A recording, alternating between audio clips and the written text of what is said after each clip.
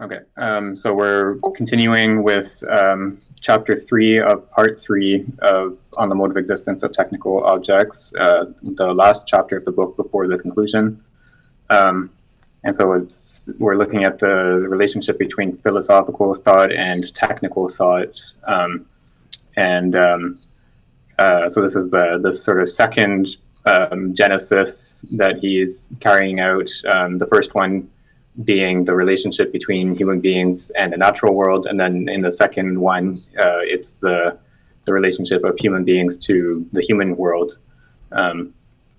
So we had the techniques of management of human beings, and then the equivalent of religion is the social and political movements.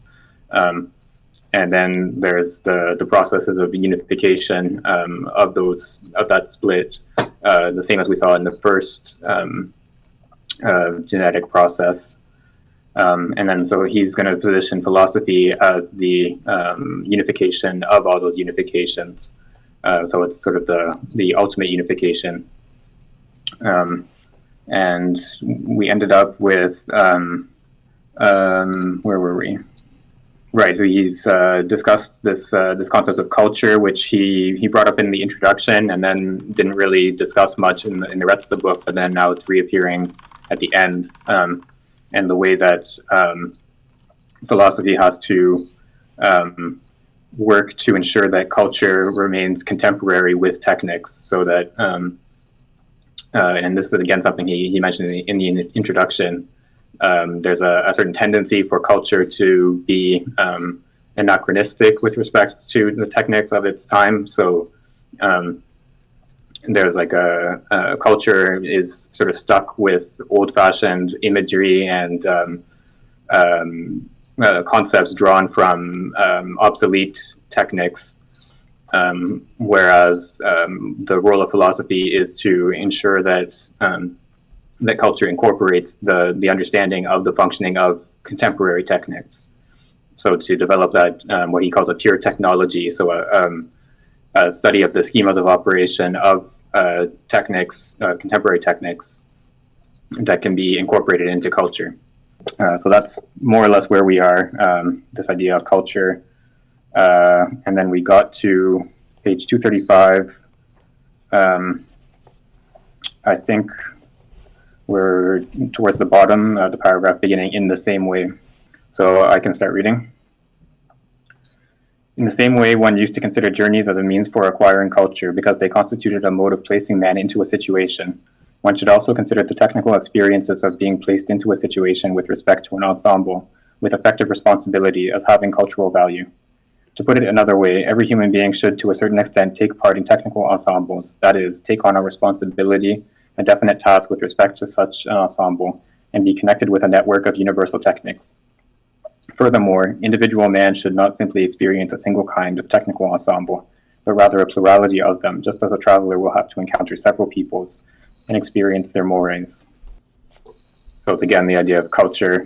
I think this paragraph is fairly straightforward, but yeah, the idea that he mentioned in the previous paragraph where we ended last time, the idea that an understanding of a technical ensemble can only be acquired through being incorporated in it. You can't, you have to live an experience of being in that technical ensemble. You can't just sort of have a theoretical external knowledge of it.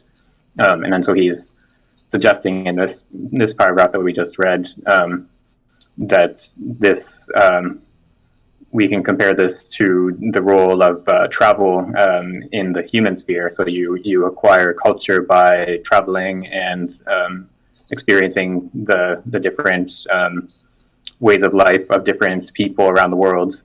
And in the same way, we should think of being incorporated into different technical ensembles as a way to acquire culture, to have an understanding of the functioning of these different ensembles. I guess he's not envisioning a kind of a technical tourism here. It's that sounds more serious, right?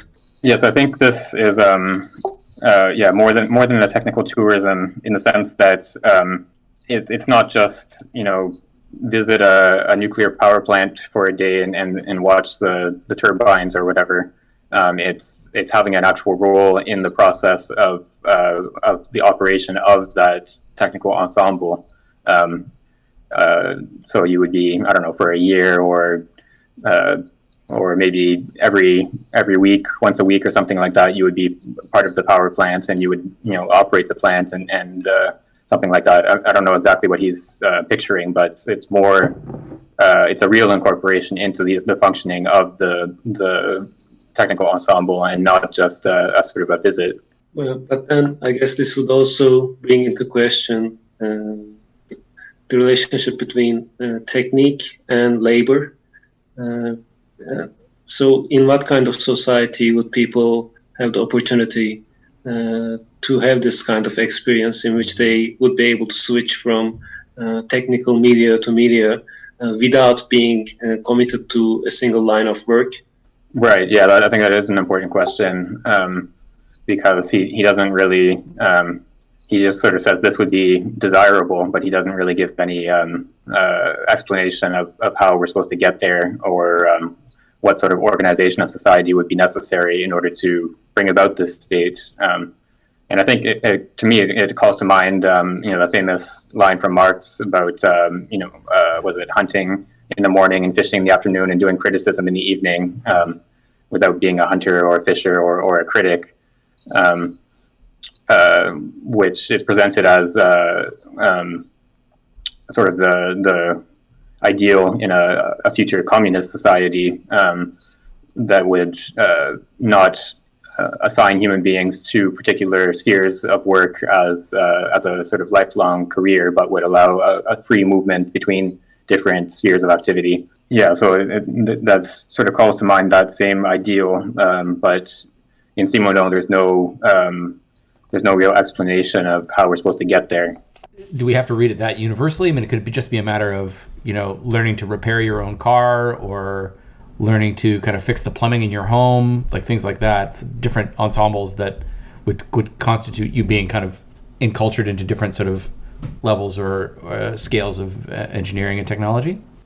Yeah, I think that, I don't think that's excluded, I would say. Like he does talk about, I forget where exactly, but he talks about repairing electronics or repairing appliances as just having that capacity to carry out repairs as being part of a certain ethics of technology, ethics of the technical reality. So you have an appreciation for a technical object insofar as you understand its functioning and are capable of carrying out repairs and so on. But it does sound here as though he's talking about something more fundamental, I think, because he talks about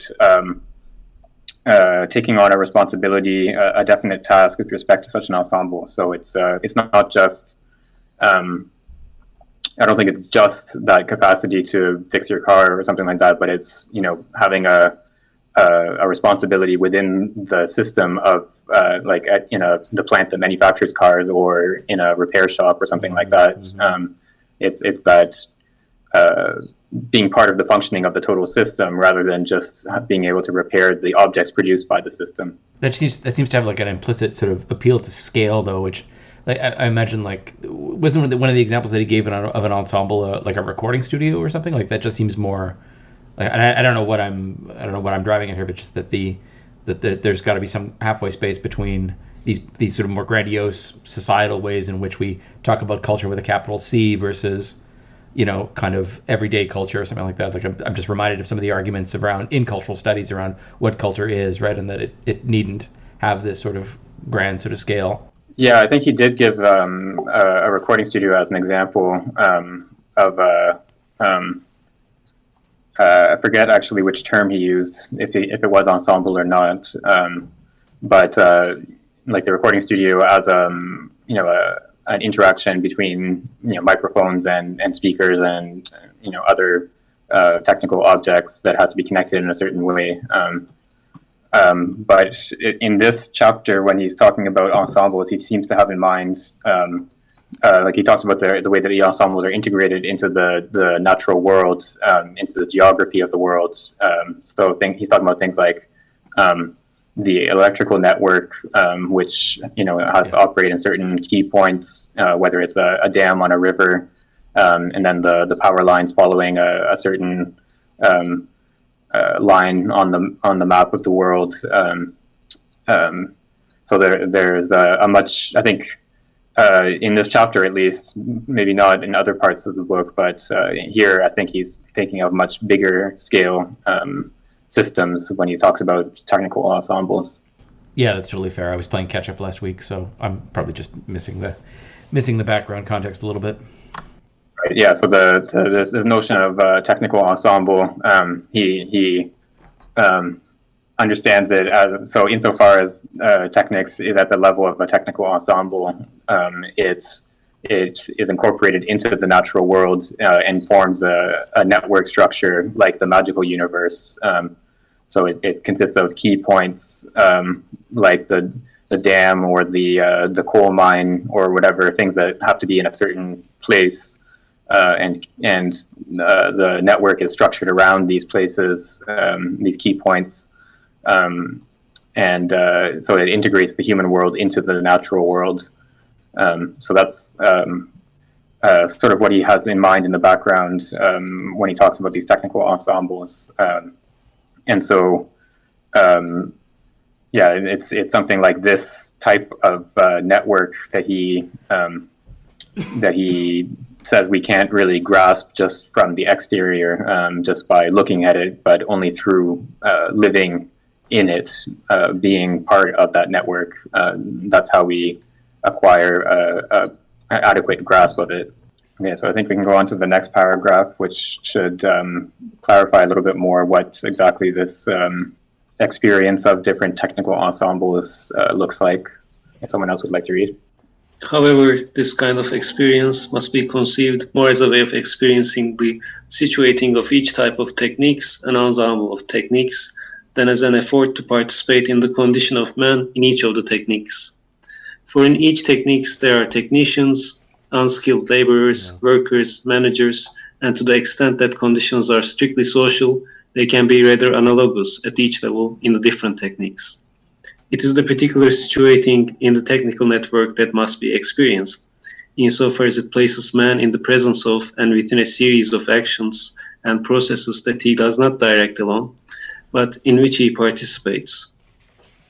The philosopher, comparable in this role to the artist, can help in raising awareness of the situation within the technical ensemble by reflecting it within himself and by expressing it. But again, just as the artist, all he can do is be the one who solicits an intuition in others, once a definite sensitivity has been awakened and allows the grasping of the sense of a real experience. Right, so here he does, there's some mention of the sort of social integration of human beings in the technical ensemble. So he talks about the different roles that workers can have in relation to a technical ensemble. So he thinks that we can sort of get past this social division and look at the way that the technical ensemble incorporates the human being in relation to these processes and actions that the human being participates in. So it's not so much what role you have within the company or the factory hierarchy or whatever it is. It's what sorts of processes are being carried out in this operation, in this functioning of the technical system, and the human being participates in those operations. And then he goes on to say that the role of the philosopher has to, it comes as a secondary step. It comes after the sensibility has already been awakened. So there's this experience within the technical network or the technical ensemble that certain people undergo this experience. and then the philosopher afterwards can sort of bring that experience to light and incorporate it into culture. But it's always afterwards, after the experience has already come about independently of the philosopher. So this is, again, I think is connected to the metaphilosophical question that we've been discussing the last few weeks about whether the role of philosophy for Simondon is a retroactive or retrospective type of action. So here he's this seems to confirm that it is a sort of retroactive action. So philosophy comes on the scene after these different genetic processes have already been carried out, and it sort of repeats them in these genetic processes in thought, which allows to incorporate them into culture. But then there are other places where he seems to present a sort of simultaneous or conception of philosophy where the genesis that philosophy carries out in thought is identical with the genetic process itself. It's not a reflection of it that appears after the fact. So there's a sort of tension, I think, between these two different metaphilosophical accounts. But here we see one side of that being privileged. All right, let's go on to the next paragraph. If someone else would like to read. However, we must note that art as means of expression and its awakening of the cultural awareness of technical ensembles is limited. Art goes through aesthesis and is therefore naturally inclined to grasp the object, tool, instrument, or machine. But true technicity, that which can be integrated into culture, is not in the manifest. All the prestigious color photographs of sparks, of fumes, all the recordings of noise, sounds, or images generally remain a use, exploitation of technical reality and not a revelation of this reality. Technical reality must be thought and even known through participation in its schemas of action.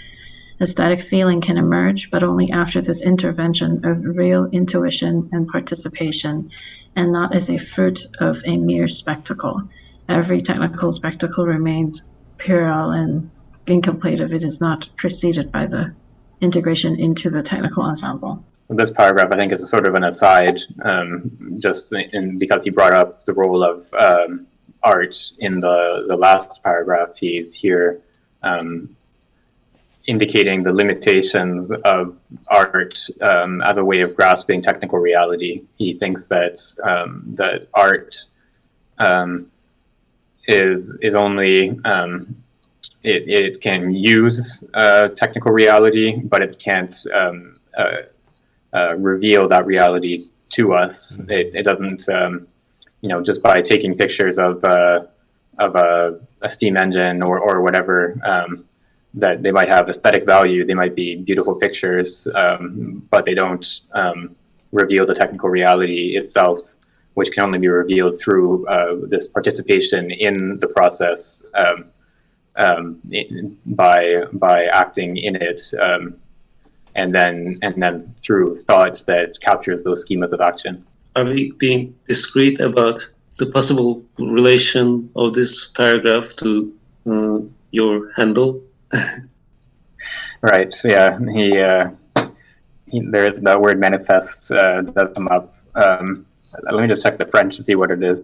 Oh yeah, it's le manifester. So yeah, that's a good translation.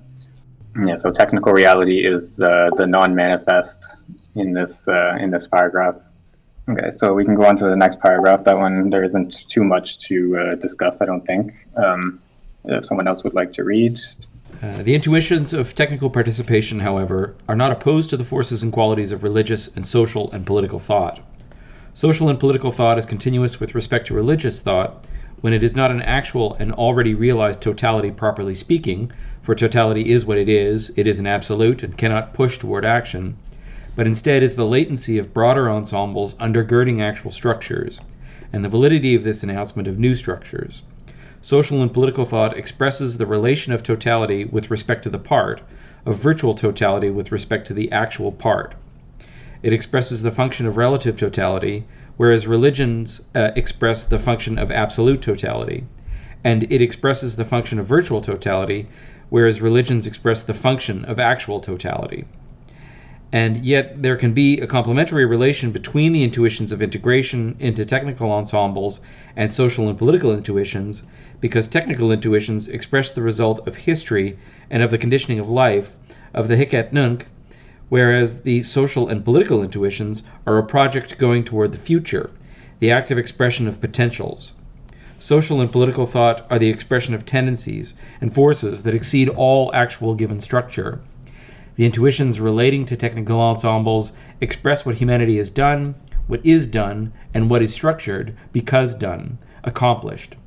Figural power can thus remain invested in techniques and ground power in social and political thought, insofar as figural reality is what is given in the system of actuality, whereas ground power contains potentials and keeps the becoming in reserve. While impossible at the level of the relation between elementary technical objectivity and universal religious thought, the relation once more becomes possible when it establishes itself between technical ensembles, which is the expression of actuality, and social and political thought, which is the expression of virtuality.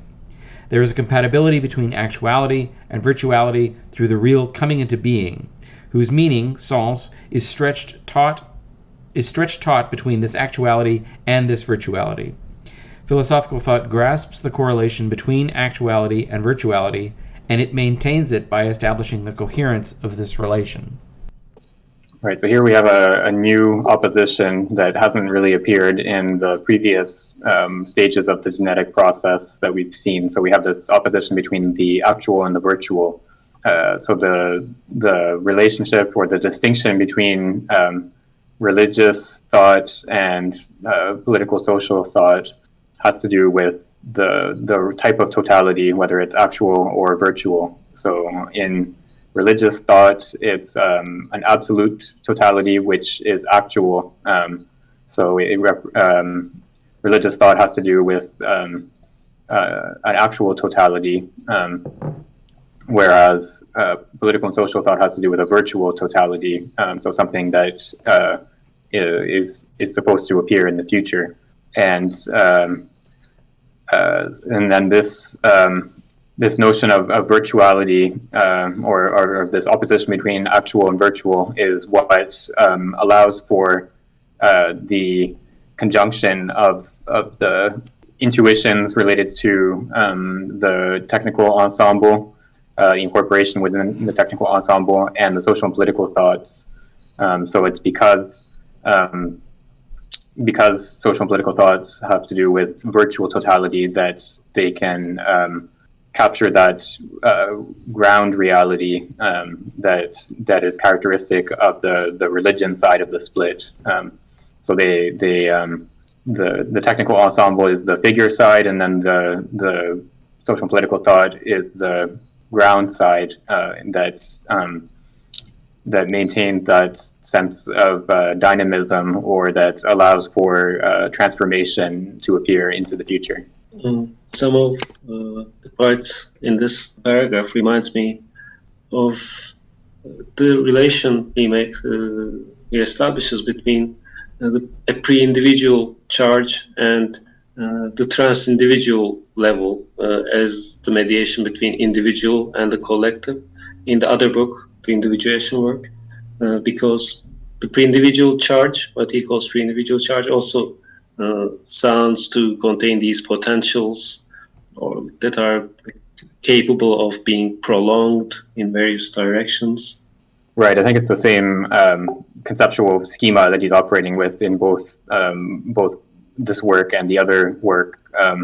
So there's the pre-individual reality, the process of individuation, but then the individuated entity that results from the process of individuation has this sort of complementary.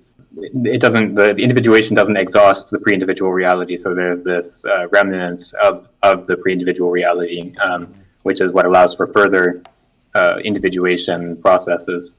And so there's always this ground reality that's left behind that is affords the possibility of future transformations. And so, yeah, it's that same sort of conceptual schema is at work in both books. But I also think the symmetry, this complementarity, might give perhaps a narrow idea of his idea of techniques, or let's say, because his idea of techniques or technical ensembles also contains some possible indeterminacy. I think he talks about indeterminacy in relation to information. Information requires some level of indeterminacy, although it is not random. So it still accommodates some sort of something akin to virtuality, although he doesn't seem to use the word virtual in that context. Right, yeah. So he brings up the idea that in order for a system to be capable of receiving information, it has to have a certain openness to it. It can't, so like say a clock that operates on a mechanism, it can't receive information because all of its functioning is determined by the operation of the mechanism. But then, I don't know, say like a radio receiver, it's capable of receiving information because it has a certain openness to possibility. So even these technical ensembles that he's describing are much more. They have much more, I guess, internal structure than, say, a radio receiver would. But there's still that openness within them, insofar as they, incorporate information that is received from external sources. So I don't know if he would use the word virtuality for that type of openness. I think he might describe it using the vocabulary of potentials rather than virtual or virtuality, but I'm not sure. And then this last sentence of that paragraph is a little bit enigmatic, I would say. So he says, sorry, let me find it in English. Philosophical thought grasps the correlation between actuality and virtuality, and it maintains it by establishing the coherence of this relation. So there's the relationship between actuality and virtuality, the contrast between the actuality of the technical ensemble and the virtuality of the social and political thought. And then philosophy, it's not clear exactly how it's supposed to do this, but philosophy in some way can institute the coherence of this relation. So somehow what philosophy does makes this relationship between the actual and the virtual possible. But it's not clear to me exactly how that's supposed to come about. I know. I take this in a limited sense because in the rest he talks about philosophy somehow mediating between the technical ensemble and socio-political thought instead of perhaps directly mediating the first level technicity and religion. Perhaps insofar as it can do that, it's a mediation between actuality and virtuality as well. Yeah, I think that's right. I think what he's pointing to here is that philosophy is supposed to play a role of mediating between the technical ensemble and this experience of the technical ensemble and the social and political thoughts.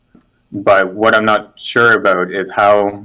So it seems, I guess there's two different possibilities of what that mediation looks like. Is either there's a sort of pre-existing compatibility of the technical ensemble and the social and political thought, and then philosophy just grasps that pre-existing compatibility, or that philosophy has an active role in bringing about that compatibility. And this last sentence seems to point to the second possibility. So philosophy would have an active role in bringing about the compatibility between the technical ensemble, the actual technical ensemble, and the virtual social and political thought. But it's not clear to me how exactly philosophy is supposed to play that role of bringing it about. Yeah, I see your point. I think he tends to credit philosophy with some really important powers, let's say. Yeah, the classic philosophical move of arguing that philosophy is the most important thing in the world. Yeah, so it's a popular idea among philosophers. I mean, either way, there's a function, right, of making coherent the relationship. Somehow, this sense, this meaning requires some kind of work? Yeah, I think the word sense here. Sorry, let me find it in English. Yeah, they translate it as meaning, but I think direction would probably be better here.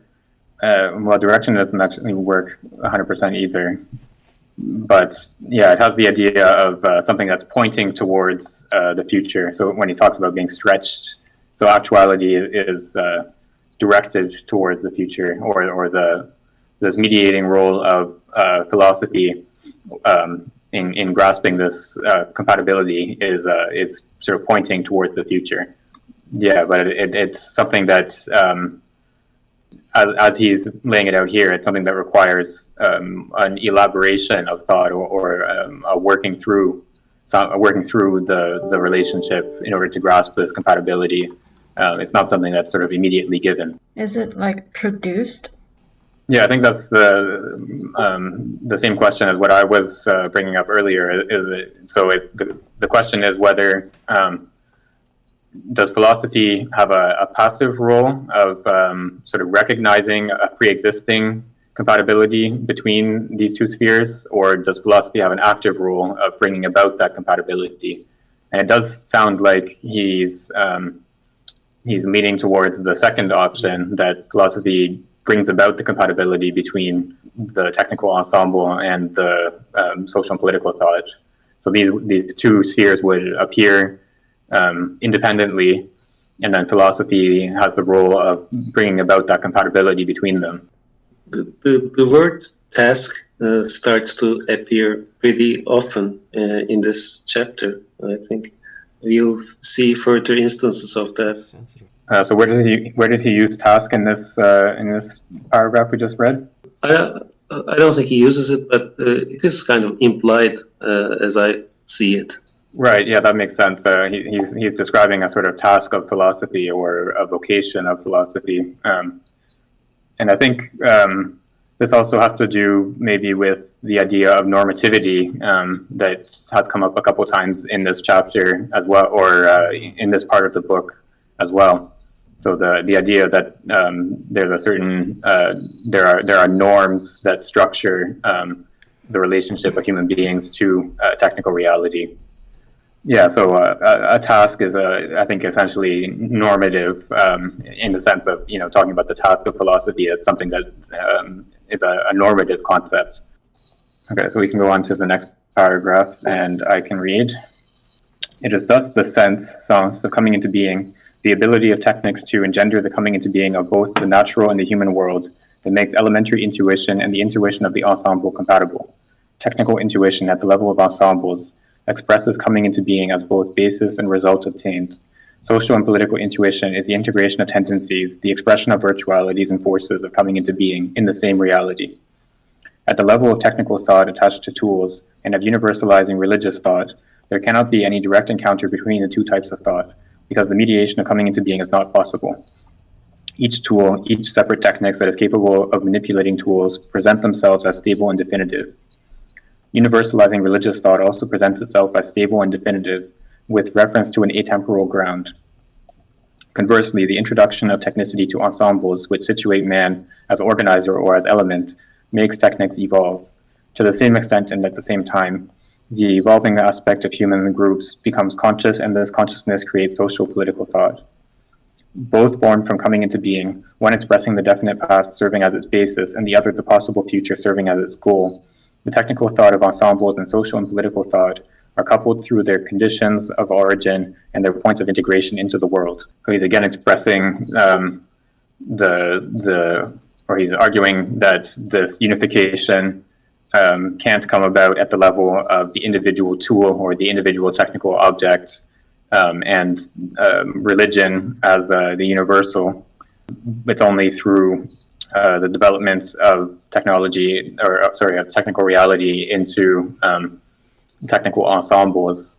It's only when technics has reached the level of operating at technical ensembles, and then social and political thought takes the place of religion, then that you can carry out this correlation or this compatibility between the two spheres. The word stable is interesting. It is used as something which blocks change or becoming. It evokes the idea of metastability, which could perhaps be in the background here. Yeah, you always contrast stability, properly speaking, with metastability, and the difference being that metastability is a relative stability that contains potentials for further transformation, as opposed to stability, which is just static. And so here he describes, so where is it? Each tool, each separate technique that is capable of manipulating tools present themselves as stable and definitive. So the techniques that remains at the level of the tool or the technical object it doesn't have that power of transformation within itself in the way that techniques at the level of the ensemble does. In the next, not the next sentence, but the sentence after, it says, conversely, the introduction of technicity to ensembles which situate man as organizer or as element makes techniques evolve.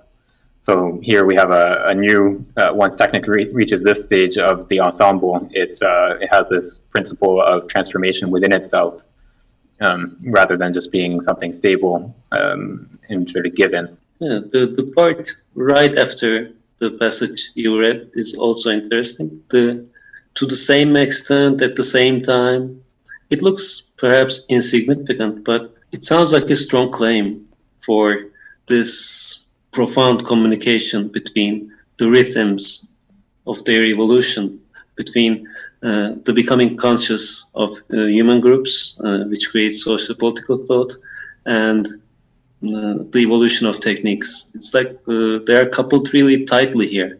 Yeah, and I think, this whole portion of the book is carried out at the level of a sort of a genetic process, which is not sort of directly tied to history, but I think if we look at the historical reality of the developments, you can situate the introduction of these social and political ideologies, in the 19th century, as the period when different social and political ideologies start to become mass movements that have a real impact on society.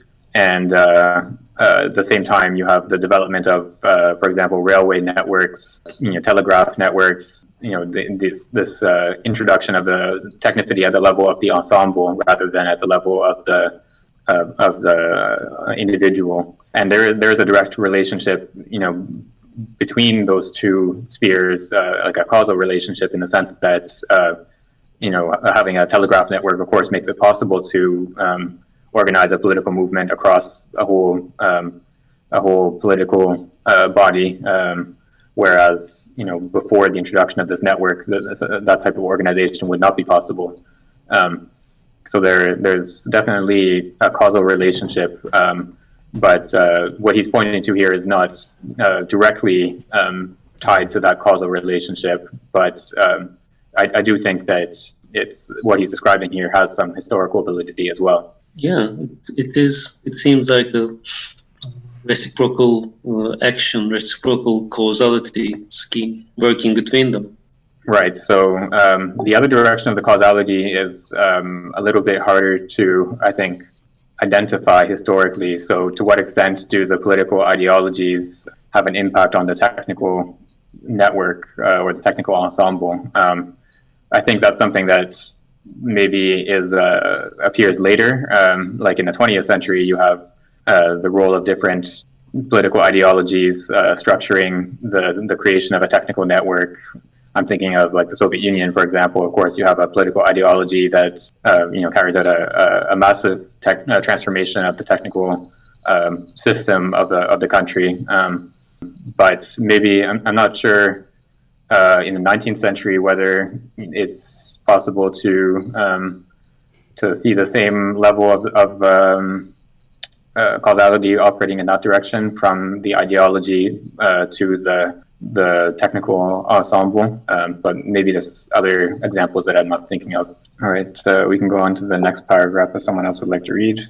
Thus, it is within the perspective of permanent change within technical and social political structures that technical thought and social political thought can coincide. Elementary technicity, the one that animates the thought of artisans, and religiosity with a universal basis, the one that is contemporary with the first development of techniques, can serve as paradigm for thinking the coming into the being of technical ensembles and for thinking the coming into being of totalities.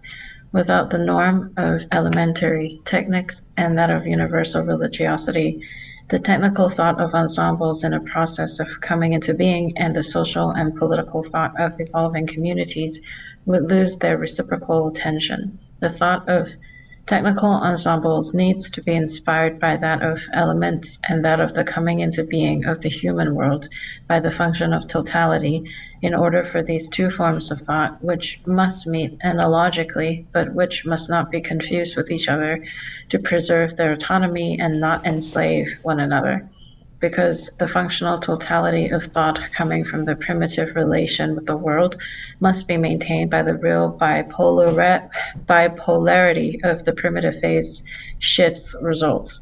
Culture is directed by this bipolarity. It develops between technical thought and religious thought. It is culture that links the lived understanding comprehension of the technicity of ensembles with that of the human groups represented in social political thought. So he's pointing here to this reciprocal tension between the coming into being of technical ensembles and the coming into being of social organization. So he argues that this tension is necessary. There has to be this tension in order to preserve the bipolarity of the original logical universe or the basic relationship of human beings to the world. And that bipolarity can only be preserved insofar as there's this inspiration from, so technical thought at the level of the ensemble needs to be inspired by technical thought at the level of the element. And then likewise, or conversely, social and political thought has to be inspired by the function of totality in religious thought. And it's only when those two conditions are met that the reciprocal tension between the two spheres is maintained. So that without that inspiration on both sides, then the tension will disappear. I think this belongs to a series, the imagination of illegitimate relations between culture, not culture, techniques, and religion and its later offshoots. Earlier, I think there was another example. I think a passage that opened this chapter, it was talking about the techniques of the human and how the techniques of the human can flip into a politics and the other way around, and this constitutes some sort of false dialogue. This is perhaps even worse than a false dialogue, the danger of one enslaving the other. Yeah, I mean, the term enslave is a pretty strong term. Let me just see what the French is quickly. Yeah, so the translation enslave each other, that's a perfectly accurate translation. Or enslave one another, sorry. So the instance here of this illegitimate relation, as you pointed out, so there was the earlier one that this sort of false connection or false sort of a premature unification of the human techniques and the political and social movements where they sort of turn into one another. That was one sort of illegitimate way of producing its unification. And then here he's pointing to another illegitimate way of doing that same unification where one side would enslave the other. Yeah, so I'm not sure what exactly the relationship is between these different moments or these different illegitimate unifications, but yeah, this one does seem to be even worse than the previous one. I think it's also worth pointing out when he talks about this, how these two forms of thought must meet analogically, and so this word analogy is always a sort of a key word for him, or a code word for transductive thought. He describes transductive thought as what is valid in analogical thinking. And we saw earlier in this part of the book, I can't remember exactly where, how he thinks of analogy more formally as a relationship of relations. So within when you're making an analogy between two spheres, or two entities, you're pointing to the relationship between those two entities in so far as they each contain a relationship between ground and figure. So the relationship between ground and figure in one reality is analogous to the relationship between ground and figure in the other reality. So that's the sort of formal picture of what analogy looks like for him.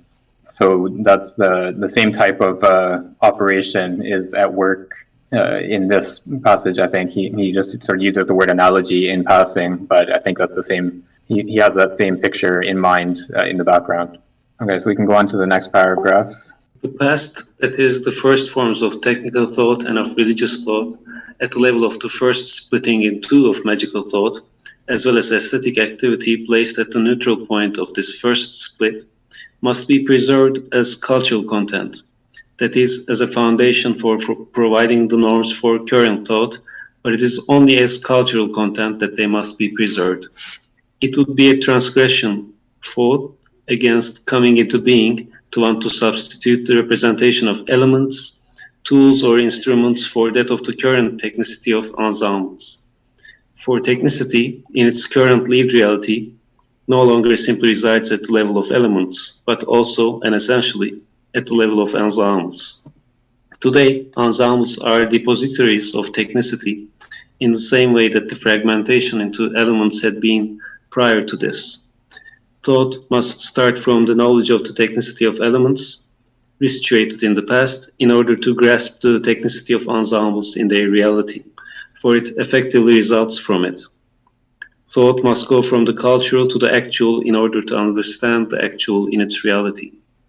Furthermore, religious thought is a permanent reminder of the sense of totality, and culture must renew the rootedness of sociopolitical thought in universalized religious thought, proceeding from the cultural to the virtual in order to grasp and promote the virtual in its value. So there's again the same this same thought that he's expressed a couple of times, that because technicity in contemporary life resides at the level of the ensemble, that culture has to grasp technical reality at the level of the ensemble. So there's technical reality at the level of the elements is a sort of heritage of the earlier stages, which is still maintained in culture. But then what the current task is for philosophical thought is to incorporate contemporary technical reality at the level of the ensemble into culture. So he has to, has to proceed from the cultural to the actual in order to understand the actual in its reality. And then on the other side of the split, religious thought serves as he puts it, the permanent reminder of the sense of totality. Social political thought has to always be sort of reminded of this function of totality. And so the cultural has to proceed to the virtual. So the virtual being the role of the social and political thought pointing towards the future in order to grasp and promote the virtual in its value. So the virtual has a value, and then the actual has a reality. So that's the sort of conjunction of those concepts. And I think with the concept of value, we can tie this back again to what we were discussing earlier about normativity, because value is an inherently normative concept as well. So there's just another instance of a normative concept being introduced here in this third part of the book. I am reminded that, again, perhaps in these readings of Simondon's relationship to Canguilhem. Canguilhem was, I think, he was a self-declared, self-proclaimed philosopher of value. He really took it really far in terms of thinking the living being in terms of value, as a center of value. Yeah, I know very little about Canguilhem, so I can't really comment on that, but I remember that this book is actually dedicated to Canguilhem, if I'm not mistaken. And there are even weirder, if I may say so, inventions in the other work about this value business. He coins a word called axiontology, I think, like value ontology. Right. I don't remember if he used that word, but he definitely talks about an axiology, like a science of values, which I think we saw also in one of the articles that we read months ago. I can forget which one exactly. But yeah, sorry, I just checked the acknowledgements, and yeah, there is an acknowledgement to Canguilhem for lending him a number of rare works written in German from his own personal library. So, and there's a mention, so it says, moreover, it was thanks to all of Monsieur Canguilhem's helpful remarks that I was finally able to discover the definitive form of this work. The third part of the present work owes a great deal to his suggestions.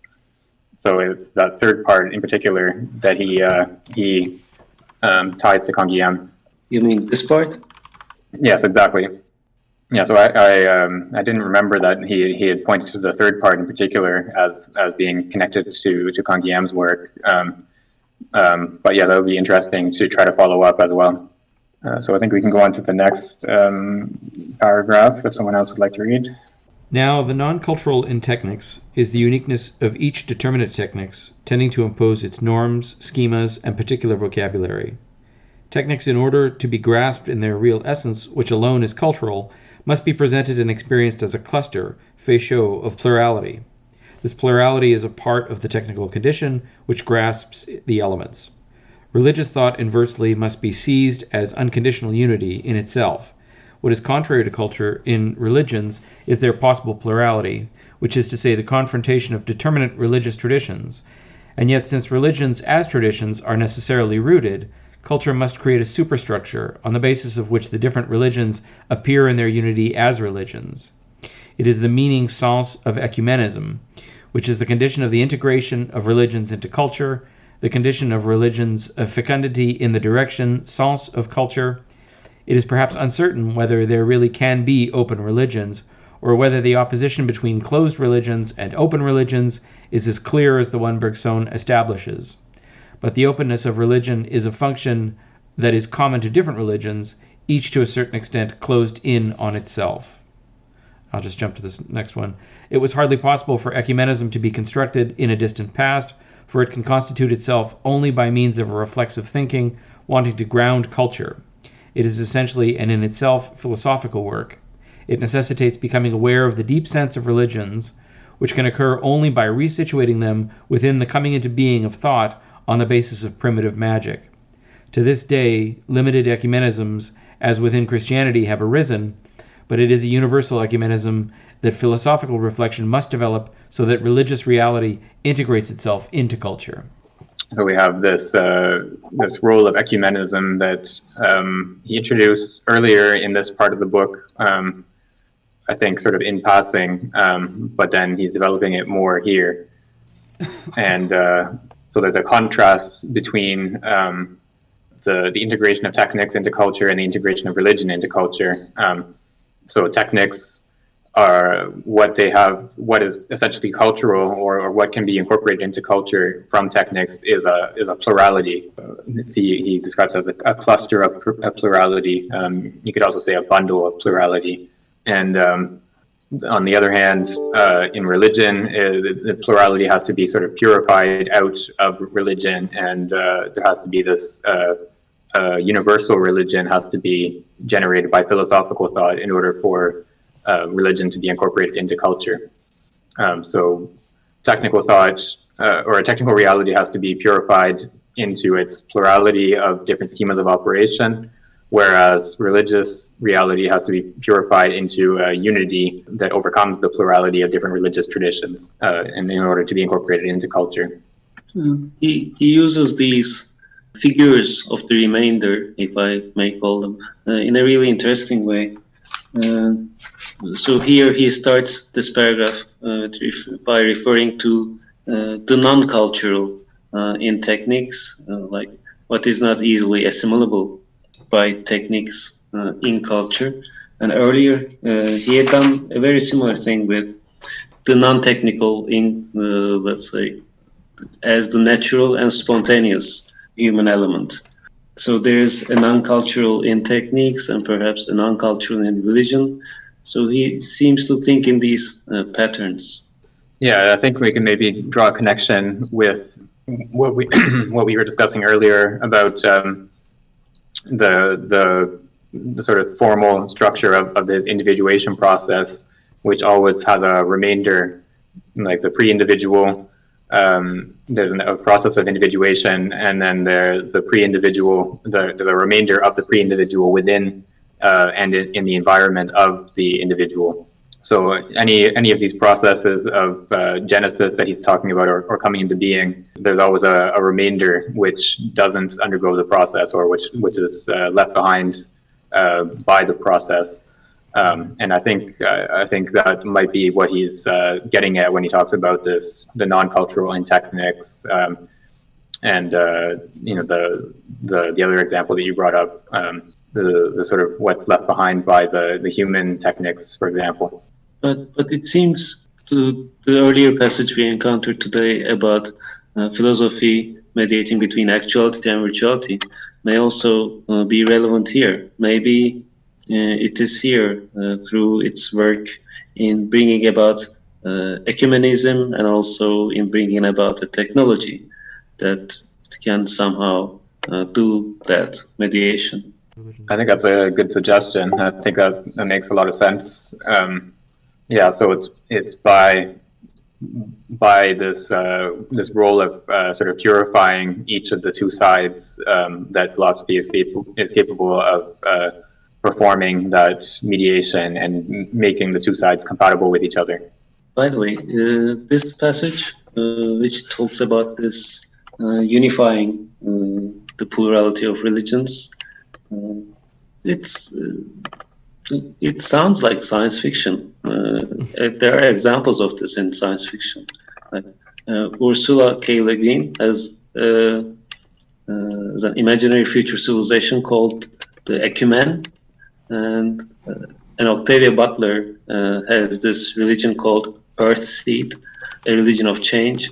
Yeah, that's interesting. I didn't know those examples. What it called to mind for me was there's a certain tradition called perennialism, which it had to do with a sort of universal mysticism, like people that tried to sort of uncover a sort of hidden core of mysticism within all the different historical religions that would be the same. So sort of stripping away the historical particularity of each religion and grasping a mystical core, which would be the same in all the religions. Yeah, so I don't know if something along those lines might be something he's thinking of, but yeah, we can also think of modern. I don't know if it existed at the time that he was writing, but people describe themselves as spiritual rather than religious, and sort of pick and choose different elements of religious practices that appeal to them.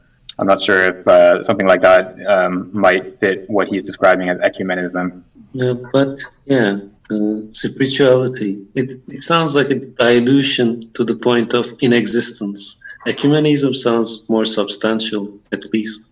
Yeah, I think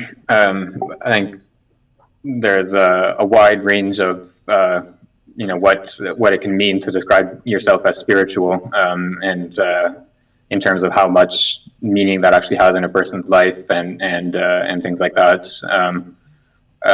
But yeah, ecumenism seems to be something that has a more of a rootedness in historical religion. So it's ecumenism would be something that is brought about by negotiations between different churches or different religious groups as historical realities, rather than an individual sort of selecting various elements of religions that they want to pick up or whatever. So yeah, I think it's that rootedness in historical reality and in a particular religious tradition is what differentiates the two. There is the thing with Gaia, people like Latour are talking about. I don't know whether they really mean it like a goddess, but it is there as a figure. Yeah, I haven't read any of Latour's Gaia stuff. I don't know how seriously he takes. I can never tell with him how seriously he takes anything that he says. It's kind of mystifying to me, but yeah. Okay, so I think we can go on to the next paragraph. I can read. The institution of a technology has the same signification as that of ecumenism, but its consequence is making one grasp the true elementary particularity of technical objects on the basis of a general normalization of the common vocabulary and notions, replacing the false specificity of trade terms caused by use and not by the essence proper to the elements. Technology is that on the basis of which the plurality of technical objects, which is the depository of primitive techniques, serves as the basis for the constitution of technical ensembles. Ecumenism is that on the basis of which the universalizing unicity of religious thought, which is the depository of the function of primitive totality, serves as a basis for social political thought. Technology accomplishes, on the basis of plurality, a conversion toward unity, whereas ecumenism, first of all grasping unity, accomplishes or allows for the accomplishment of a possible conversion toward a plurality of social and political integration. The conscious grasping of this function of plurality and of the function of unity are necessary as a basis, so that mediation at the level of this encounter between the status of plurality and the status of superiority with respect to unity that is realized by the structure of articulation can be possible at the neutral point of the coming into being of thought.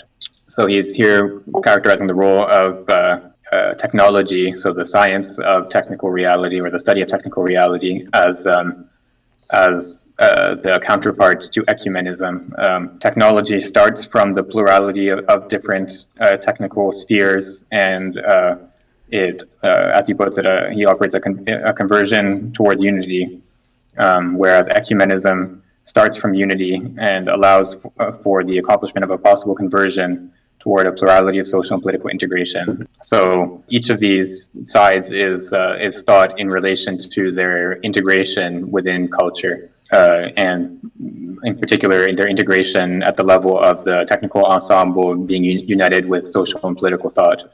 So the ecumenism purifies the religious traditions and unifies them, but only in order or for the sake of the integration of religion in the form of social and political thought with technical ensembles.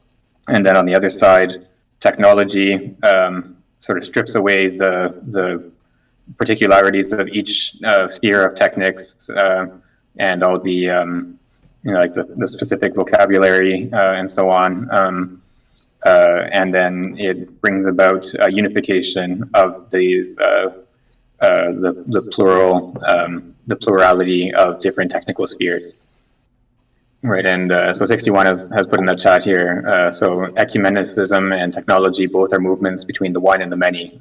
Yeah, so there's a sort of converse movement in each case between one and many. So the technology moves from the many to the one, and in the sphere of religion, we move from the one to the many. All right, I think we can go to the next paragraph if someone else would like to read. However, in order for philosophical thought to be able to perform the integration of the sense of techniques into culture, it is not enough that it applies itself to culture outside philosophy, strictly speaking, as it could accomplish a limited task out of duty. Because of the reflexivity of thought, any philosophical activity is also a reformation of the mode of knowledge, and reverberates within the theory of knowledge. In turn, becoming aware of the genetic aspect of technicity must lead philosophical thought to address the problem of the relations between concept, intuition, and idea, and correlatively, to correct the meaning of nominalism and of realism.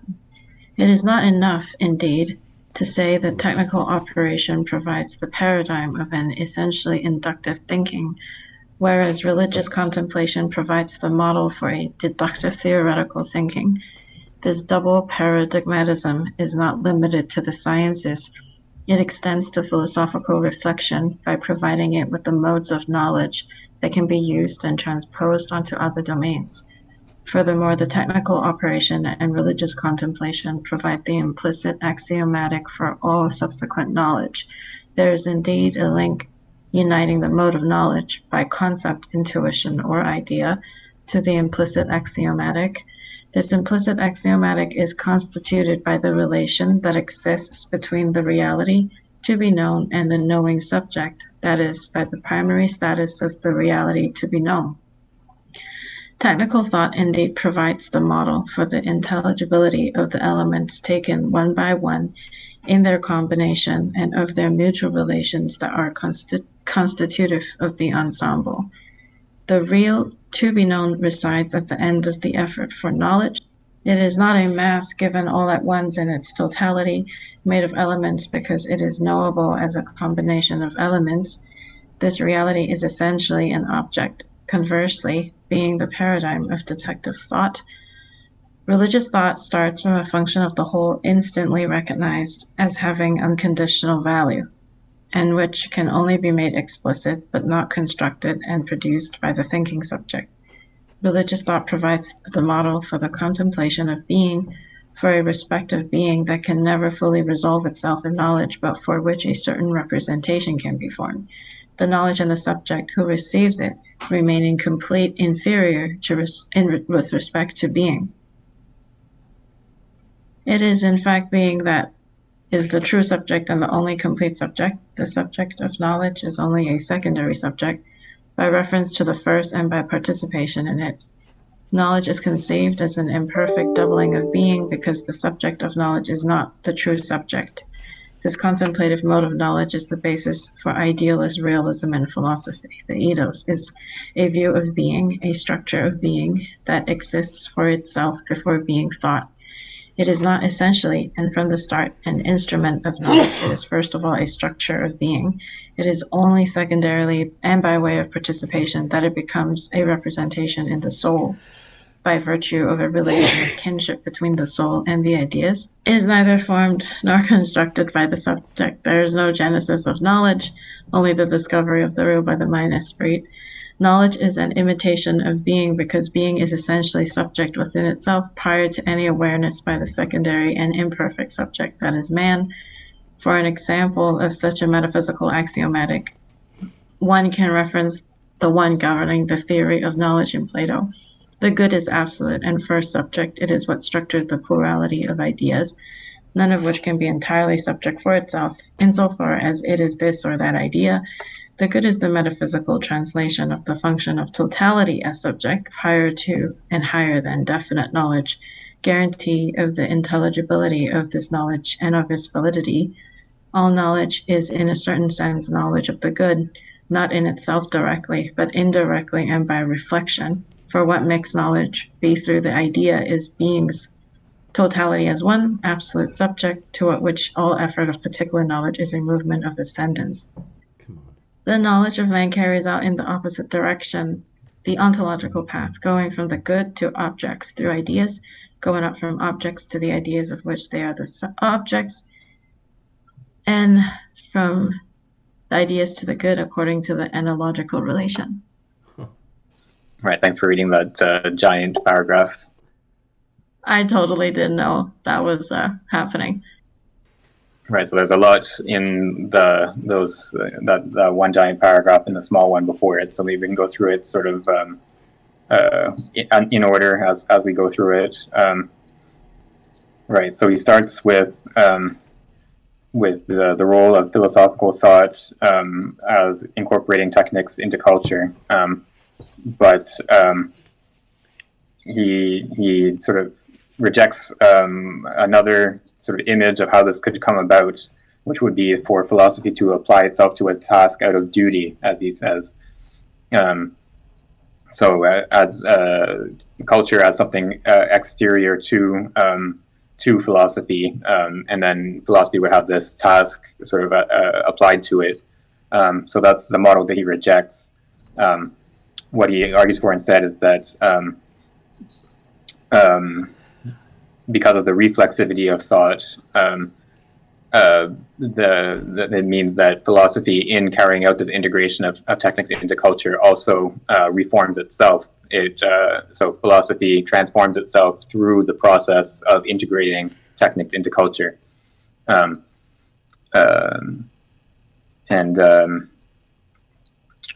it transforms in becoming aware of the genetic aspect of technicity.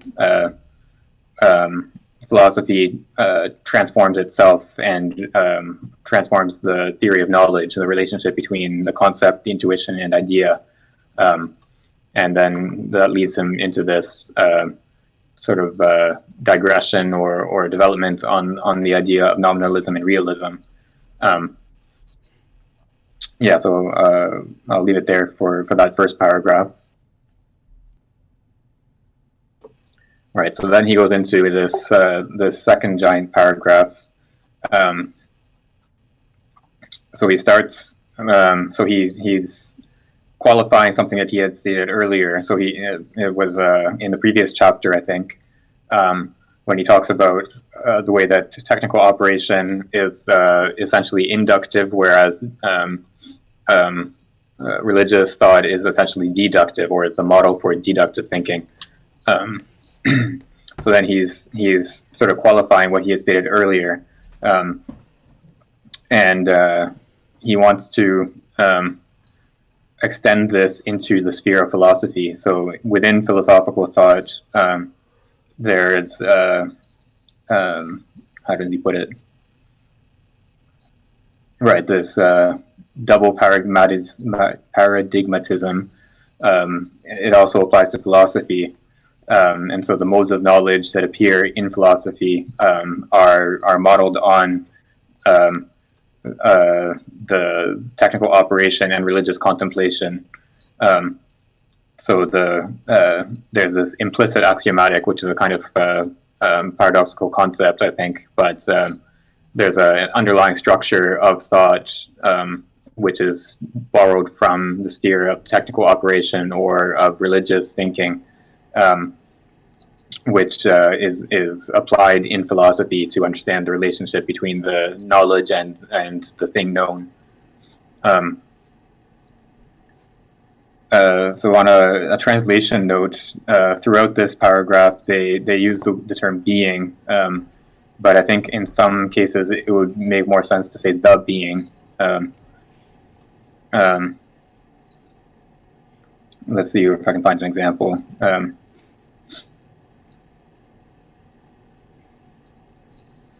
Right, so about 2/3 down the page, religious thought provides the model for the contemplation of being, for a respective being that can never fully resolve itself in knowledge, etc. So I think in both of those cases, it would make more sense to respect of a being, for respect of the being that can never resolve itself in knowledge. So he's not talking about being qua being in the sort of Aristotelian sense. So he's talking about an entity, namely the divinity that is contemplated in religious thought.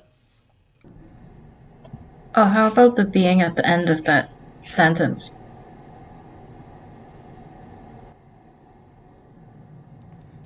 Yeah, I think it would also be better to translate it as the being.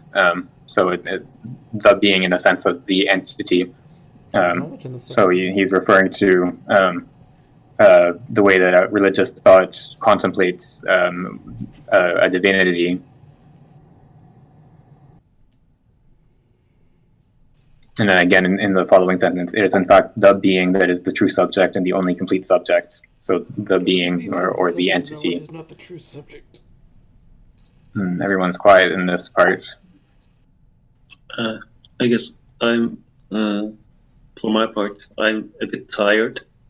It's close to midnight here in Turkey. Right. Yeah. Sorry about that. It's hard to find times that work for everyone across different time zones. So I'm glad that you're sticking with us, even though it's late. Yeah. So we're nearing the end of our time limit, so I think we can end with this paragraph, but I do want to try to go through a little bit more of his discussion of Plato or of Platonic metaphysics, which he seems to be drawing primarily from the passage in the Republic on the forms and the good and so on. Yeah, what does everyone think of that passage, this portion of the paragraph where he talks about Platonic metaphysics of knowledge? It will be good to, I guess, start with this paragraph again next time. Izzy, would you like to read it again? Yeah, no, I think it probably would be a good idea to restart with this paragraph next time, because there's a lot in it. So yeah, we can go through it again.